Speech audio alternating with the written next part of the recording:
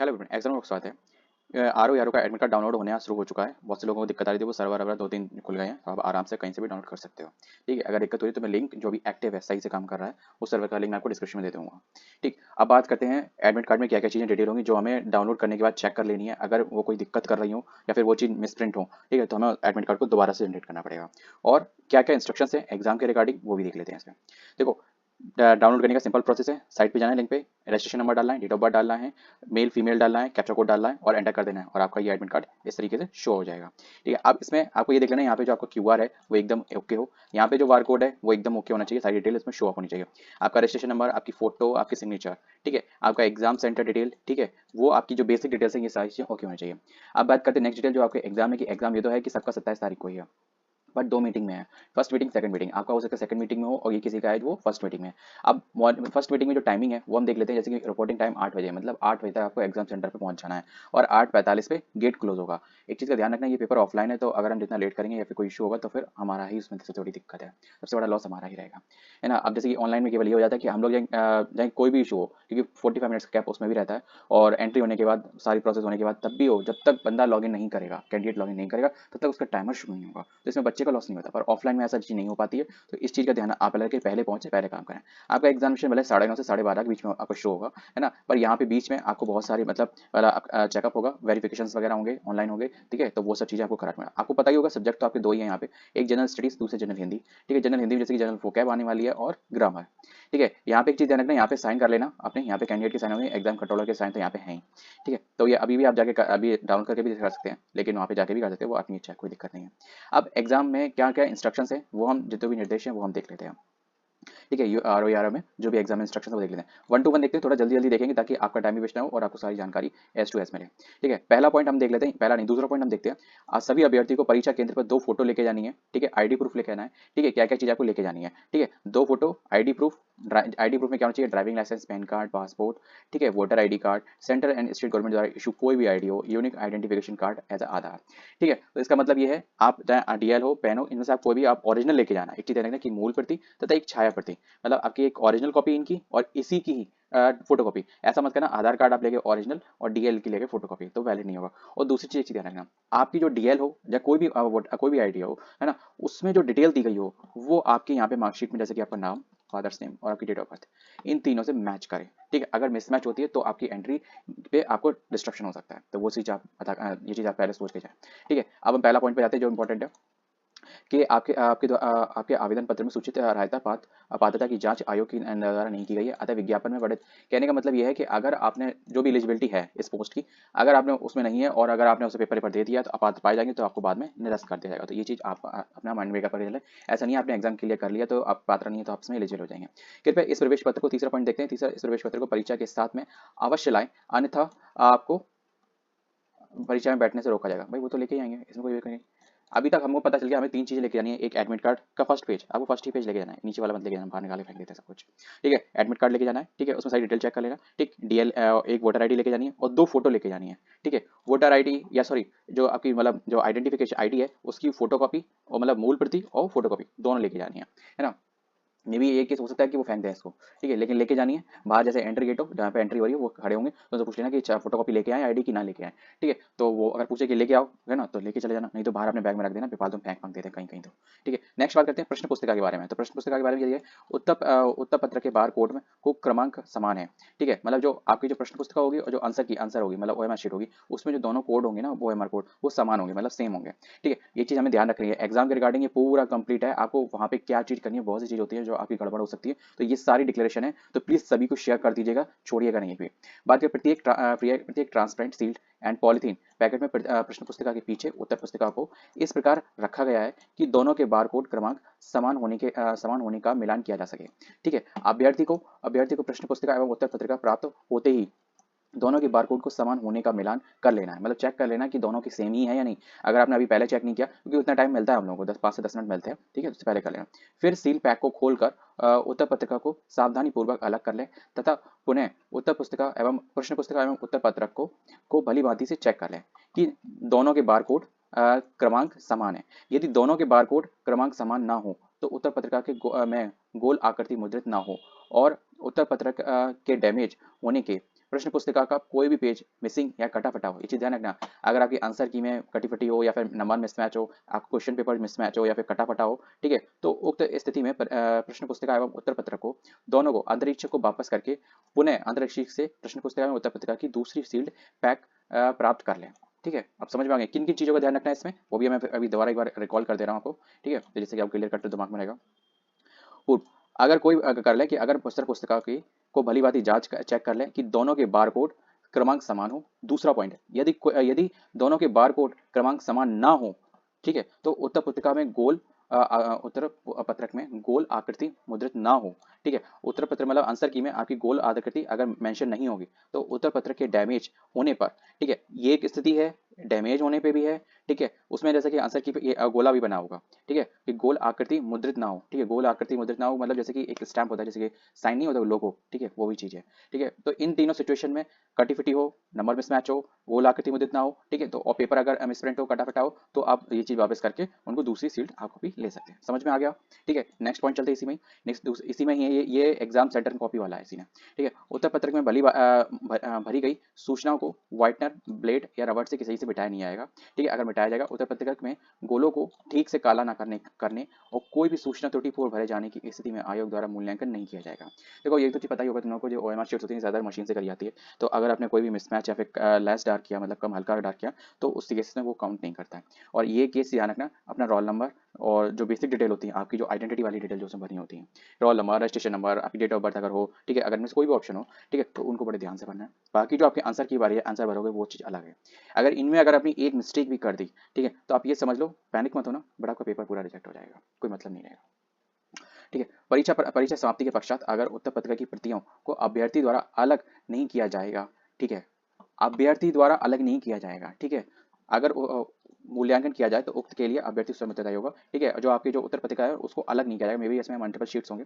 ठीक है, अपितु अभ्यर्थी उत्तर पत्रक के तीनों प्रतियां जुड़ी हुई जो आंतरिक शिक्षक को सौंपेंगे, मतलब जो आपके जो टीचर होंगे आपके एग्जाम सेंटर पे, उनको आप सौंपेंगे। वही तीनों उत्तर पत्रिकाओं की गणना करने के बाद तीनों प्रतियों को अलग करके पश्चात आंतरिक शिक्षक मतलब अभ्यर्थी को अभ्यर्थी प्रति जो नीले रंग की होगी दे रही है। ठीक है, तो इसका मतलब आपकी 3 शीट्स होंगी इसमें। ठीक है, अगर मैं करूँ तो एक तो जो ओरिजिनल वाली होगी वो, दूसरी एक मेरे ख्याल से ग्रीन कलर की होगी, एक नीली वाली है जो हम लोगों की है। ठीक है, स्टूडेंट आपको ध्यान रखना है, नीले रंग की आपकी ओएमआर शीट आपको लेके आनी है, बस इतना ध्यान रखना है। बाकी सब आपको वहीं छोड़ के आना है। ऐसा नहीं है कि उसमें चिपक के कोई और आ जाए तो तुम वो भी ले आओ, ऐसा नहीं है।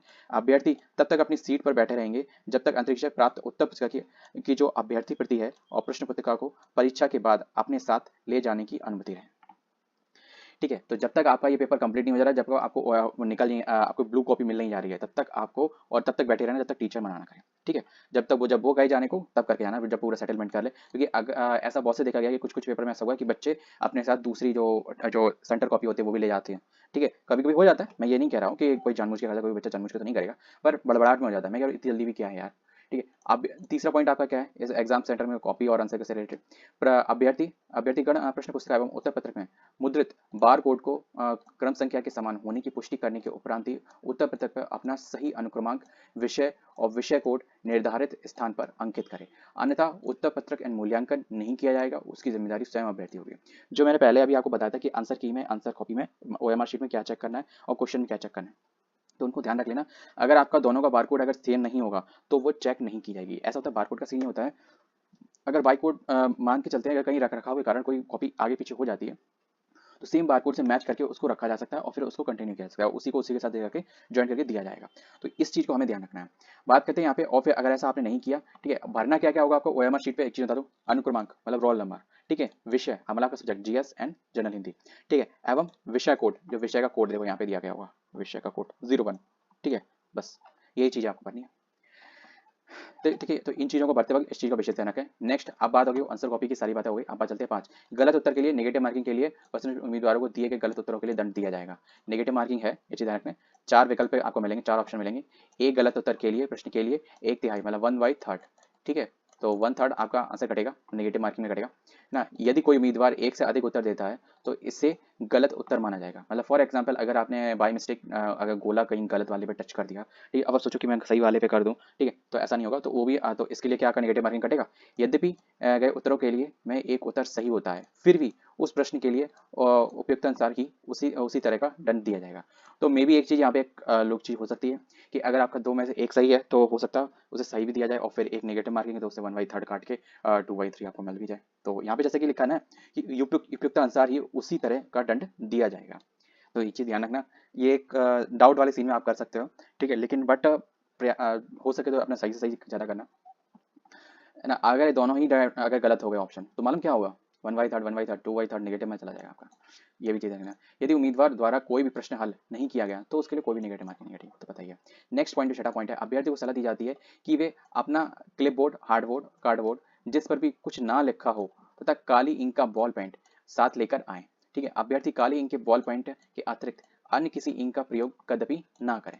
ठीक है, तो आप कार्डबोर्ड, क्लिपबोर्ड वगैरह ले जा सकते हो, पर उसमें कुछ भी लिखा नहीं होना चाहिए। वो होपफुली अगर आप लेके जाओ तो आप उसको प्रेफर करना। वैसे सही बताओ, ले जाने नहीं देते अंदर, ठीक है, बहुत नौटंकी करते हैं, है ना।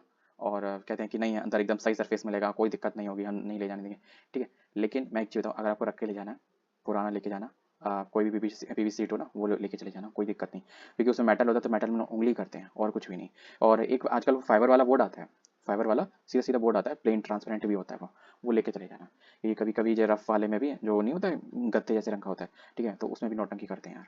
तो देख लेना आप अपने अकॉर्डिंग, ठीक है। अब ये चीज़ वैसे तो जरूरत नहीं पड़ती है, ये चीज़ है, पर लेकिन हाँ ये है कि अगर मैं अपने बताऊँ कि मैं 10 जगह अगर पेपर देने गया हूँ तो वहाँ पे 5 जगह ऐसा हुआ है कि वहाँ पे ये दिक्कत हुई है। मैं एक बार अलीगढ़ में भी देने गया हूँ, एक बार इधर खुर्जा खुर्जा खुर्जा करके एक जगह, वहाँ पे पेपर देने गया हूँ, तो ये इशू आए हैं।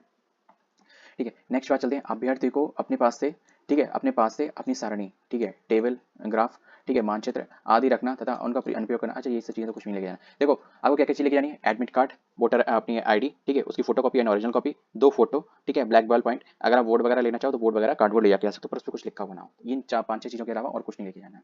ठीक है, पेन भी, हाँ ब्लैक पेन, ब्लैक पेन बोल गया, ठीक है, ब्लैक बॉल पेन, ठीक है, ये बहुत इंपॉर्टेंट है, इसकी ये तो तुम्हारा हथियार है, इसके बिना तो कुछ नहीं होगा। हाँ, पर ब्लैक बॉल पेन लेके जाना, ठीक है, और मेरे ख्याल से एक नहीं 2 लेके जाना, कोई दिक्कत नहीं, उसके लिए कोई नहीं होगा। अभ्यर्थी द्वारा परीक्षा कक्ष में किसी भी सामग्री का आदान प्रदान अनुमान, चलो ठीक है, ये सब चीज़ें केवल डिक्लेयर में है कि आपको कुछ किसी तरीके कोई भी गतिविधि नहीं करनी है।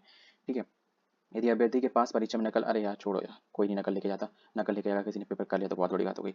अंतिम आधे घंटे में किसी भी अभ्यर्थी को परीक्षा कक्ष से बाहर जाने की अनुमति नहीं होगी। तो एक चीज़ आगे ना, जो भी मूत्रालय सूत्रालय जो भी चीज़ आपको टॉयलेट वगैरह करनी हो पहले ही करके जाना, ठीक है, फिर वहाँ जाके आराम से बैठना और फिर अपना पेपर करके देना। आधे घंटे में जो जाते हो ना वो सब बेफालतू की चीज़ें।